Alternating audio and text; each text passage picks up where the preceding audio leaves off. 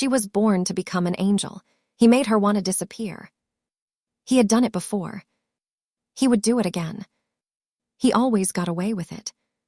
But this time, he chose the wrong woman. And something ancient chose him back. I do not rush. I do not forget. And I never arrive late. My name has many forms. Humans call me a goddess. Others call me a curse. Hell knows me as an authority. Heaven does not deny my power. I watch marriages form and break. I record every lie told in the name of love. Every woman deceived. Every soul crushed. Every predator who walked free. Certain that no one saw. I saw. I always see. And sometimes, I don't just watch. Sometimes I descend. But this time was different. This time, I did not come out of duty. I came because of what he almost destroyed. Something that took 99 lifetimes to build. Something the universe had already decided was sacred. And he treated it like a transaction. Let me tell you something the human eye cannot see. Every soul that walks this earth carries a number. A count of lives lived. Lessons learned. Debts paid. Growth earned across centuries of suffering. And quiet, unwitnessed acts of love. Most souls sit somewhere in the middle. 40 lives, 60, struggling upward, stumbling back, trying again. Sophia Elaine Marsh had lived 99 lives. 99. Let that settle. In each one, she chose kindness when cruelty was easier. She chose to stay when leaving would have been safer. She gave more than she received. Without resentment.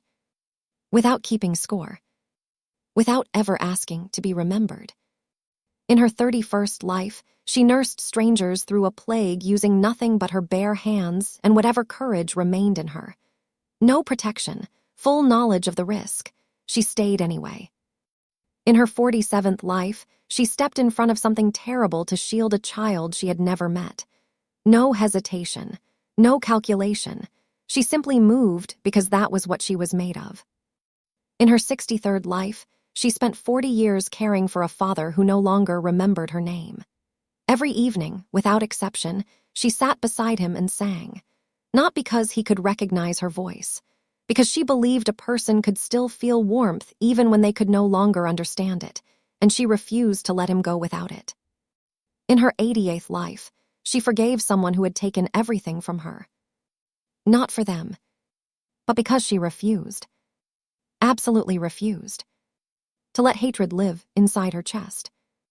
99 lives of this. 99 lives of quietly, stubbornly, relentlessly choosing to be light. And so it had been written. In the records that exist above what humans call heaven. That this 100th life would be her last as a human. After this, Sophia Elaine Marsh was meant to rise. To become something higher. A healer of souls. A guardian of the broken. One of those rare beings who crosses the final threshold. From human to angel. It had been decided. It had been earned. 99 lifetimes of earning. In this final life, she was given a gentle road. No great wars, no impossible sacrifices. Just a quiet, good life. So her soul could arrive at its elevation with grace. And then, he found her. Her name was Sophia Elaine Marsh. 29, quiet, hardworking. She lived in a small apartment with 2 plants she had named after her grandmothers.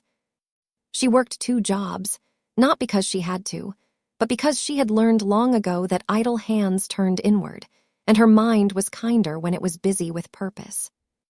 She volunteered at a hospice every first Sunday of the month. She sat with people who were dying. Not to pray over them, not to say the right things. Just to sit. To hold a hand. To make sure no one left this world feeling completely alone. She had been doing this since she was 19. She never mentioned it. It was not something she did for recognition. It was a calling. She wrote letters to prisoners, who had no family contact. Not because she approved of what they had done. Because she understood something most people preferred not to think about. That abandoned people become dangerous people. And that one letter, one human acknowledgement, could sometimes be the difference between a man finding his way back or losing himself entirely. She kept a prayer journal, not addressed to any specific God, addressed to goodness itself. She wrote things like, "Help me see the person behind the anger today. Let me not be too tired to be kind this evening. Remind me that people are doing their best, even when their best is hard to witness." She fed stray cats outside her building every morning at 6:15. She knew each one by name. When an old orange Tom she called Bernard disappeared, she spent 3 evenings walking the neighborhood looking for him. She never found him. She cried about it quietly, alone, because she didn't want anyone to think she was silly for grieving a stray cat. She sent money home to her mother every month, more than she could afford. She ate plain rice 3 nights a week to make it possible. Her mother did not know this. Sophia made sure she never did. Her one close friend, Maya, once told her, "You are the only person I know who makes me want to be better just by standing next to you." Sophia laughed and changed the subject. Compliments made her uncomfortable. That was who she was. That was the soul that had taken 99 lifetimes to build. The universe had looked at her and said, "Ready." And then he arrived. Now I will tell you about the other one. I will not rush this. I will not spare him. Men like him survive on shadows. On the pieces of themselves they keep carefully hidden. I believe in bringing things fully into the light. His real name is not David Vermont. We will get to that. He was 8 years old the first time he made a trade with something he did not fully understand. For months before that night, he had been having dreams. Not nightmares, something worse. Calm dreams. A voice, patient, unhurried, specifically interested in him, telling him things. That the world was a system. That systems could be gamed. That people were pieces on a board. And that the player who understood that first won. The boy listened carefully. One night, the voice asked for something in return. Just a name. His classmate, a boy named Peter, quiet boy, gentle family, a father already carrying more than he could manage. The boy didn't fully understand the consequence, but some part of him did. He whispered the name into the dark of his bedroom. The next morning, something went missing from the classroom. And somehow, without evidence, without logic, the story pointed to Peter. Peter's father was called to the school. The shame of it broke something in that family. They moved away within the month. The 8-year-old boy watched their moving truck from his bedroom window and felt nothing except relief. And then, immediately after, curiosity. What else could he trade? The lesser demon placed its first hook in him that night and pulled steadily, patiently, hungrily for the next 26 years. Here is what makes it worse. He was not desperate, not poor, not afraid. He simply preferred this. By 15, he had refined the method. He never committed anything himself. He designed, he pointed, he whispered the right information into the right ears and stepped back to watch consequences arrive for someone else. 3 classmates were expelled for incidents he quietly arranged. One of them, a girl who had once embarrassed him publicly, had her university scholarship destroyed by a rumor he seeded through 3 separate channels, each one untraceable. She never attended the university she had earned. He attended her local graduation ceremony, sat near the back, watched her collect a certificate that was a fraction of what her ability deserved, felt nothing. At 17, he ran his first real financial operation. An elderly man in his neighborhood, widower, lonely, trusting, no close family nearby. He spent 4 months becoming that man's closest companion, running errands, sharing meals, listening to stories about a life fully and honestly lived. He used every word of it. First, he borrowed small amounts, repaid them, because that is how trust is built into something weight-bearing. Then larger amounts. Then a carefully constructed investment opportunity that did not exist. By the time the man understood what had happened, there was nothing left to understand it with. He died 14 months later. People said it was his heart. They were not entirely wrong. David Vermont walked out of that town at 17 with his first significant sum. Taken from a dying man, he had performed friendship for across 4 careful months. And never looked back. Not once. Not ever. By his mid-20s, he had been noticed. Not by law enforcement. By something more dangerous. A criminal organization, established, international, the kind that does not advertise and does not make mistakes about who it approaches. They didn't need soldiers. They needed someone specific. Someone who could move through respectable society without triggering a single alarm. Charming, educated in appearance, clean record. Someone who could identify vulnerable targets, earn their genuine trust, extract what was needed, money, information, access, internal documents, and disappear without leaving a thread. He was perfect. He accepted the arrangement without hesitation. He told himself that what happened downstream of his involvement was not his responsibility. He believed this, or the part of him that functioned like belief accepted it. First significant operation. A businesswoman, late 40s, self-made, careful, and intelligent. He befriended her over 6 months of patient, consistent attention. Learned everything about her company's internal structure, its vulnerabilities, its financial architecture, its key relationships. He extracted what the organization needed and passed it along without asking what it would be used for. Her company was dismantled from within over the following year. Not loudly, quietly, surgically. 300 people lost their jobs. She lost everything she had built over 2 decades. He received a wire transfer the following week. He bought a watch. Then came the one that lives differently in my ledger.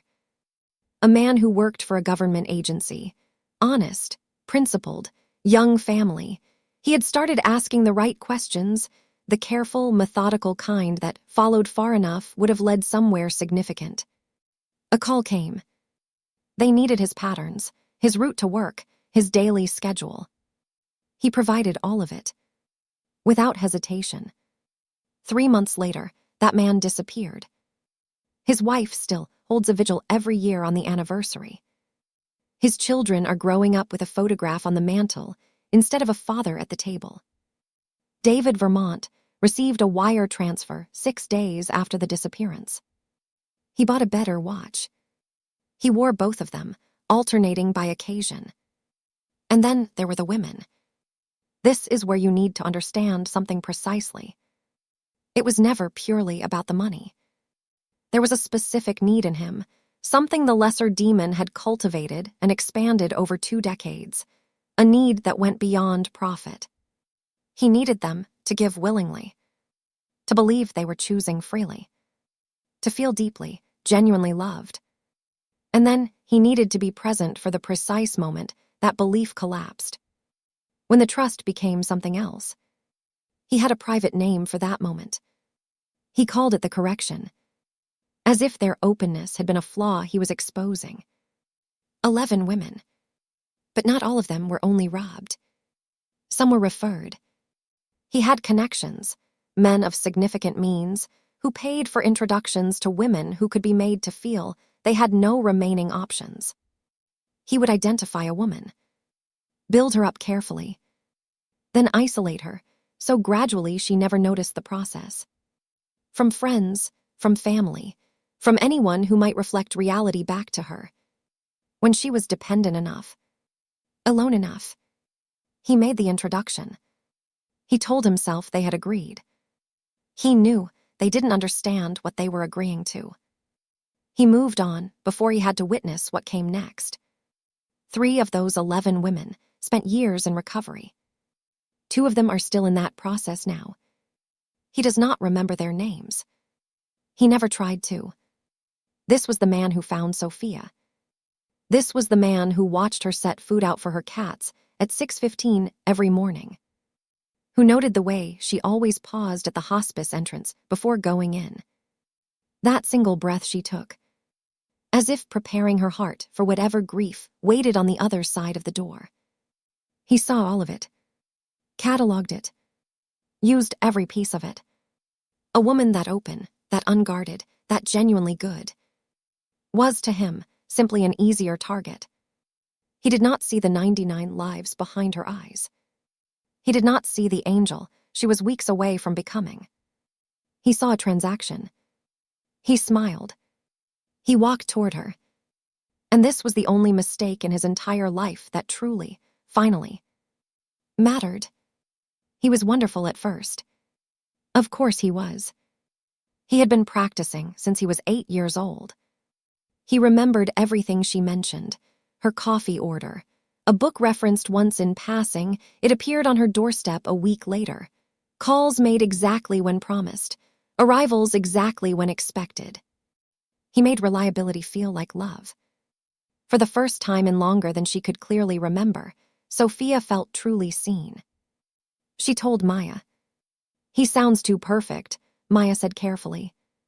"Maybe I just finally got lucky," Sophia answered, smiling in a way Maya hadn't seen in a long time. Maya didn't say what she was thinking. Her eyes said it anyway. 30 days in, he said he loved her. Sophia cried, happy tears, the full, releasing kind she hadn't felt in years. 60 days in, he introduced the opportunity. Mining project, Southeast Asia, 40% returns in 6 months. He was being selective about who he brought in.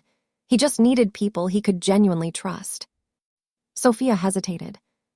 He held her hand and lowered his voice to the register he had learned worked best in these moments. "I would never ask if I wasn't absolutely certain." He let that land. "You're the only one I trust with this." He let that land too. "But I understand completely if you're not ready." He made her hesitation feel like a failure of love. She transferred $60,000. 3 years of double shifts, 3 years of skipped holidays, 3 years of plain rice and sending money home while telling herself she was fine. Gone in a single transfer that took less than 40 seconds. Day 89, silence. Day 90, disconnected number. Day 91, the office swept clean, no trace. He was already somewhere else. Already watching someone new. Already smiling. And Sophia sat down on her kitchen floor and made no sound at all. 3 weeks passed. She moved through them like a stranger inside her own life. Work, home, silence. The hospice visits stopped. The letters stopped. The cats waited at her door every morning at 6:15. She did not come out. Maya came by one Thursday with food and a careful expression. "Talk to me, please." "I'm fine." "You're not fine." "No." She stared at the floor. "I'm past fine." And here is what the human eye in that room could not see. Her soul was dimming. Not quickly, not all at once. The way a candle loses its flame when the air around it is slowly, quietly withdrawn. The light still present, but losing ground by the hour. In the records above, where her elevation had been written and confirmed and celebrated, a tremor appeared. A question mark where there had only ever been certainty. Because a soul cannot rise when it no longer believes there is anything worth rising toward. Sophia, 99 Lives Sophia, had begun to think, for the first time across all 100 of her existences, that perhaps it was time to stop. Not stop trying. Stop. Everything.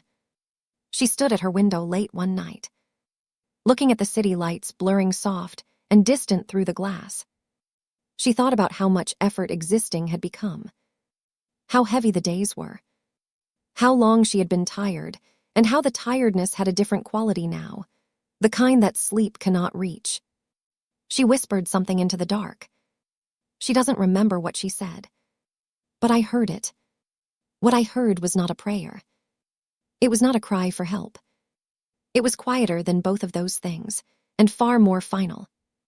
It was a goodbye, whispered to no one in particular. In a dark room, by a soul that had chosen goodness 99 consecutive times, and was now, for the first time, considering choosing to simply not be here anymore. And I, who do not feel things the way humans feel things, who have stood at the edge of human suffering as a function of my authority for longer than this civilization has existed, felt something shift inside me. I looked at her soul, at 99 lives of accumulated light, at an angel who had spent an eternity becoming exactly what she was, standing at a window at 2 a.m, saying goodbye to a dark city. And I looked at the man who had reached into that, who had found something sacred and treated it as a resource, who had dimmed 100 lifetimes of light for a referral fee.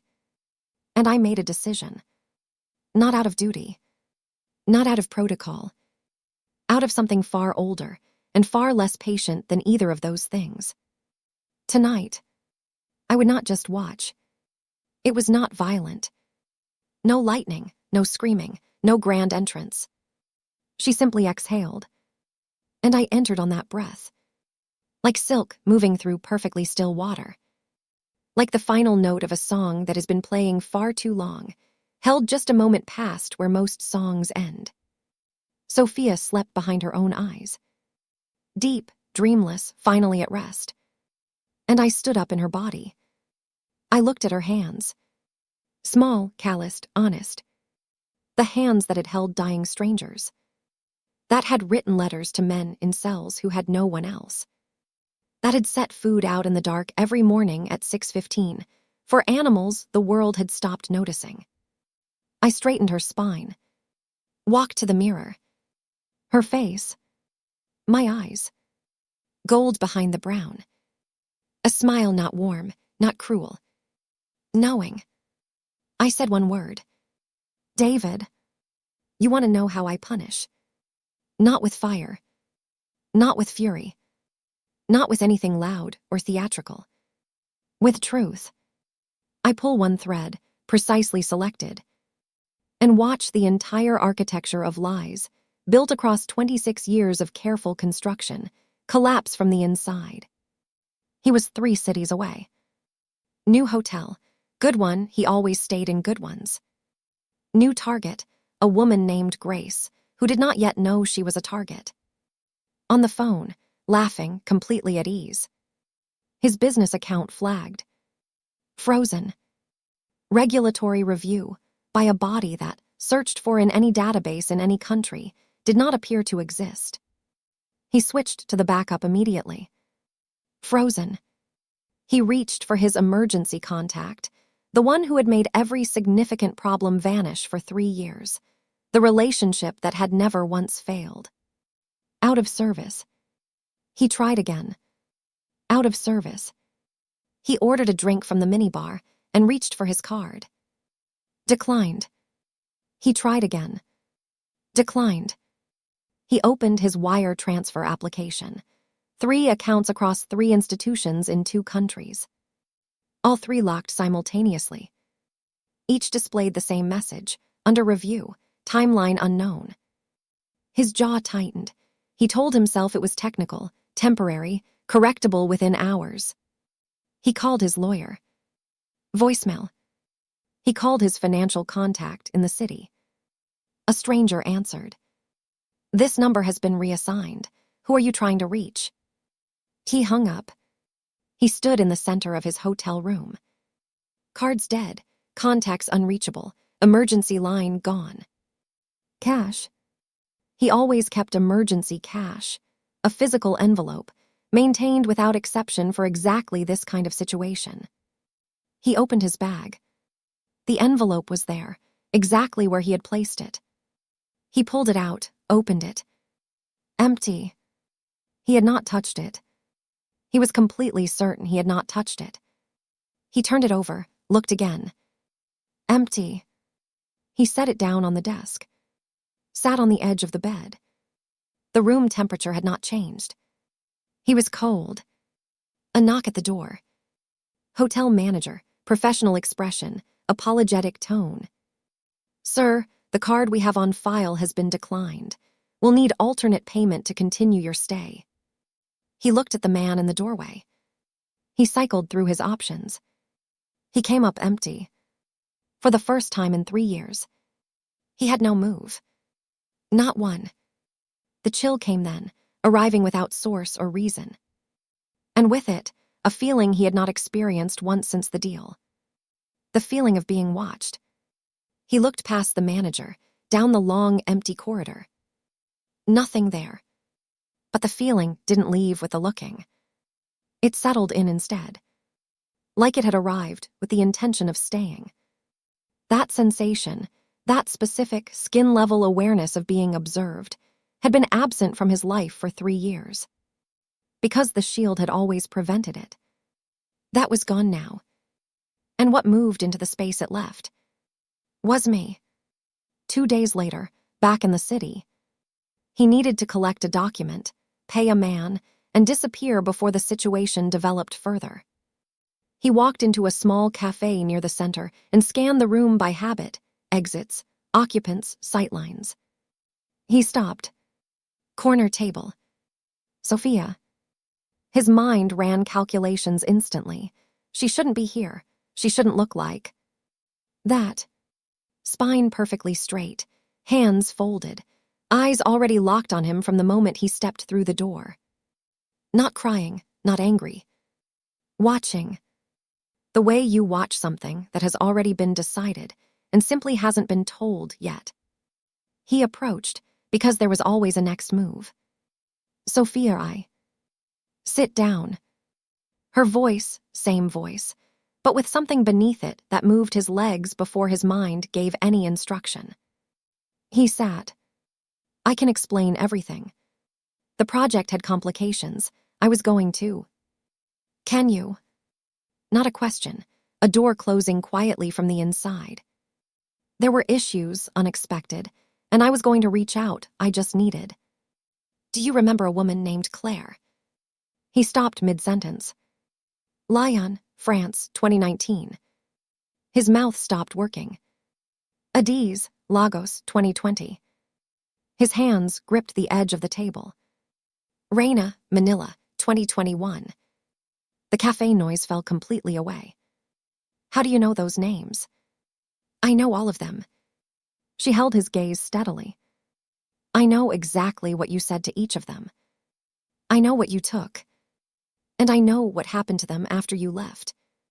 His face changed in a way he couldn't control. Who are you? For the first time in his adult life, the question was genuine. Not performance, not strategy. He truly, completely did not know.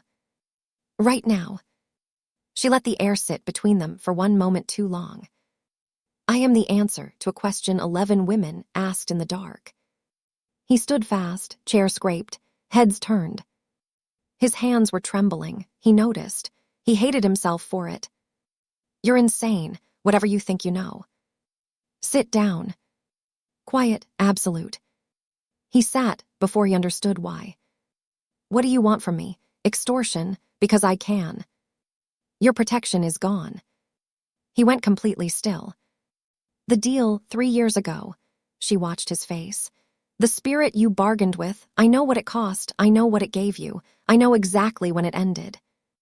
That's not real. She smiled.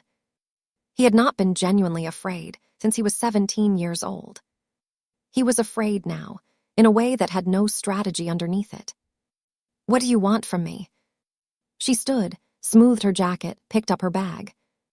At the door she stopped, without turning around. How does it feel? She let the question breathe. To sit across from someone who knows everything. And understand that there is nothing left to say. The door closed softly behind her. He sat in the noise of the cafe. Completely alone. shaking, afraid in a way he had no language for. He thinks I came for him. That is almost touching in its smallness. I came for the network. He is one node, one thread, one name in a ledger spanning 30 years and 4 continents. But a connected name. Because the lesser demon that shielded him did not act alone. There is a system. Old spirits of deception, assigned specifically to men like him. Men with the precise combination of intelligence and emptiness that makes them maximally useful. Each time a man under their protection caused damage, broke a life, destroyed something that couldn't be rebuilt, the suffering fed upward through the network. Into something vast that has been feeding on human pain for longer than most institutions have existed. I dismantled his protection in a single night. Not because he was the largest node, but because I am not here for the nodes. I am here for the source. He is not my target. He is my message. When his protection falls completely, every shielded predator in this network will feel it. They will understand that something has changed. Something old and patient has woken up. And it is not on their side. That night, he called the only man he still fully trusted. His mentor, the architect, the one who had facilitated the introduction to the spirit and built the entire operational framework around him. The call connected. His voice, but wrong. Hollow in a way that was difficult to define and impossible to ignore, as if the words were arriving from somewhere further away than the phone explained. David, everything is falling apart. The accounts, the contacts, all of it. I need you to tell me what to. I know. Then fix it. Tell me how. David. One word, it stopped him completely. She came to my house last night. The room became smaller. She was sitting at my kitchen table when I came downstairs. He waited. She had made tea. He waited. She was reading my book from my shelf, the one I keep by the window. His breathing went shallow. She looked up when I walked in, and she smiled. What did she say? The man's voice dropped to barely above a whisper. She told me to give you one message. What message? A long stillness. Tell him I haven't decided what to take next. The call went dead. He stood in his hotel room with every light blazing. His eyes moved to the window. The city below, normal, indifferent, moving. He looked at his own reflection in the glass. And then, just behind his reflection, a shape. Still watching. He spun. Empty room. He turned back to the window. The shape was gone. But his reflection was looking at the wrong place. Not at him. At something just beside him. Something that didn't want to be seen yet. He stepped back, hit the wall, stayed there. He checked every corner, every shadow, every inch of that room. Nothing. And that was precisely the point. This isn't about being seen, David. This is about never knowing when. Sleep well. While that is still something you can do. The first day took his money. The second day took his control. The third day, he began to understand, at a level beneath strategy and beneath denial, that this was not bad luck. Someone had decided, and someone never changed their mind. He spent what remained of the first night explaining it to himself. Technical error, frozen systems, coincidence compounding coincidence. He is exceptionally good at lying. Even to himself. Especially to himself. But men who build their entire existence on being the most capable person in every situation face a specific problem. When something moves faster than them. When something demonstrably knows more. They cannot accept it. They pick up their weapons and run toward it. I was counting on exactly that. He did not sleep. He sat at the desk until 4 a.m. Legal pad, pen, every remaining contact assessed by name and value. He told himself he was calm. His hand shook slightly as he wrote. He ignored it and kept writing. By morning, he had a plan. Emergency reserve, funds through a Swiss broker who operated outside standard networks. A clean lawyer in a completely separate jurisdiction. Relocation within 48 hours. New base, smaller profile, rebuild from patients. He had done this before. Not under circumstances like these. But the plan was sound. He picked up the phone. First call, the Swiss broker. Connected on the second ring. Mr. Vermont, I was wondering when I would hear from you. I need to move the reserve fund, full transfer, today. A beat too long for any technical process. I'm afraid that isn't possible. That account is completely untouched. The account exists. The funds are visible in the system. He paused. They have been flagged by an international regulatory body I have never encountered in 30 years of this work. The filing references are real. The case number is formatted correctly. But the organization itself, I cannot locate any record that it exists anywhere. Then override the flag. I tried, immediately. My system locked me out entirely, 30 seconds after the flag appeared. He stopped, and then my office printer produced a document on its own. What document? In a language I don't recognize. I've been in this industry 30 years. I don't recognize the script. He paused. But your name was at the top, in English. Send it to me. I shredded it, immediately. A heavy stretch of quiet. Mr. Vermont, find someone else. I cannot help you. The line went dead. He stared at the phone. Crossed the name off the list. Dialed again. Second call, Amsterdam. A lawyer he had used for sensitive matters across 8 years. Private, careful, effective, a man who had never once indicated he had limits. 3 rings. I can't represent you. I haven't even told you what I know what you need. Someone called me this morning before you did, a woman. His jaw tightened. She didn't threaten me. She didn't offer me anything. She simply told me things about you that do not appear in any file I have ever accessed. A breath. I have operated in complicated territory my entire career. I have never walked away from a client. I'm walking away from this. Click. He set the phone down carefully. Breathed. Crossed the name off. His hand was steadier now. He still had more names. He told himself this. By noon, he had worked through every remaining contact. 3 didn't answer across multiple attempts. 4 offered careful, distant excuses and ended the calls quickly. 2 stated plainly that they had received calls that morning before he reached them. 1 had vanished overnight from every platform and channel simultaneously. 1 name remained. Marcus Hale. 20 years, a fixer in the truest sense, someone who existed professionally to make problems disappear before they became larger ones. He owed him significantly, multiple times over. That kind of debt had weight.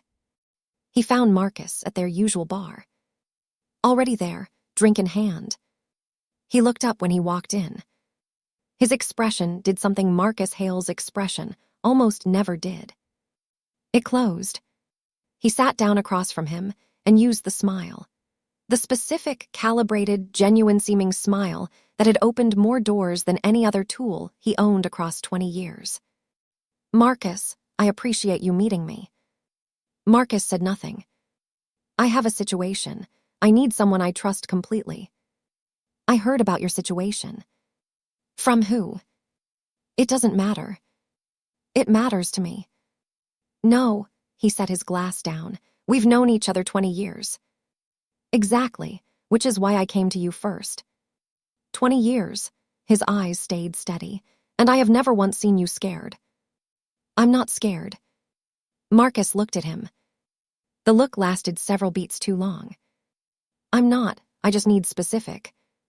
Your hands are shaking. He looked down. He pressed both palms flat against the table and held them there. I need asset movement and a clean documentation arrangement. Straightforward, same as 2021, And whatever your number is, double it. Name it now and it's done. Marcus picked up his drink, finished it, stood. There's no number. Everyone has a number. I have never met a person who. She called me too. The air in the room changed quality. When? 6 this morning. She knew things that are not written anywhere. Things said in rooms that had one other person in them and no one else. He met his eyes. She said to tell you that your next move is already accounted for. He put on his coat. Every move, whatever you're planning right now, whatever comes after. He walked out without finishing the sentence. He sat alone at the table, both palms still pressed flat, as if the ground had become something that required active stabilization. He went back to the hotel. Strip it down. Cash only, move tonight, pure disappearance. He had done this before and it had worked. He packed quickly and opened the room safe. The $3,000 he had placed there that morning was gone. The safe was locked. His fingerprint opened it cleanly. The cash was gone. He closed it, opened it again. Empty. He went to the bathroom and ran cold water over his hands. He looked up at the mirror. Behind his reflection, on the wall. Writing. He turned around fast. Nothing on the wall. He looked back at the mirror. Clean reflection, clean wall. He stood completely still. Was it? His phone buzzed on the bed. Unknown number. He answered. A recording. His own voice from 3 years ago, a private room, one other person present, a person who was now dead. His voice on the recording said things that, received by the right authorities, with the documentation that clearly now existed, would end him. Not damage him, end him. Professionally, legally, permanently. The recording ran 40 seconds. Then the line disconnected. He sat on the edge of the bed. He did not move for a very long time. He is starting to understand. Not fully, not yet. But the fracture is visible now, right behind the eyes. In the exact place where certainty used to live without question. He still believes there is a move. He is wrong. Though I will admit, I find some satisfaction in watching him search for one. He needed air. He left the hotel and walked 3 blocks, no direction, because movement felt less dangerous than stillness. He turned into a quieter street. She was standing at the far end of it. Not toward him, not away. Just standing, waiting. 20 meters between them. She looked like Sophia. But the way she occupied the space around her, the way she stood in it, the way the air arranged itself differently near her, was something that made every instinct he had, instincts that had never failed him in 26 years, say one thing clearly. Leave. He did not leave. She walked toward him, unhurried in the way things are unhurried when they have no doubt about the outcome. She stopped 2 steps away. Neither spoke. What are you? You already know. You're a person. You're Sophia and you found something out and this is some kind of. Say that again, slowly. He tried. He couldn't. What do you want from me? I want you to fully understand what is happening to you. You're destroying my life. No. She tilted her head. I'm returning what you took, to the people you took it from. That's not how this works, you can't just. Claire and Lyon lost her home. He went quiet. Adiz lost her business, 7 years built from nothing. Gone. Raina lost something she will never be able to get back. Each name fell like a stone, dropped from height into still water. I didn't, those situations were. You did. No anger, no heat, no performance of judgment. Just fact. What happens to me? That depends on how long you keep pretending there is still a way out of this. She stepped past him. The recording, who has it now? The right people. There are legal systems, processes, you cannot just. She said his name. Like a lock turning. I am older than your legal systems. She walked away. He watched her go. He opened his mouth, closed it. He had nothing. Not a word, not a move, not a single available step. By evening, 3 things happened, each worse than the last.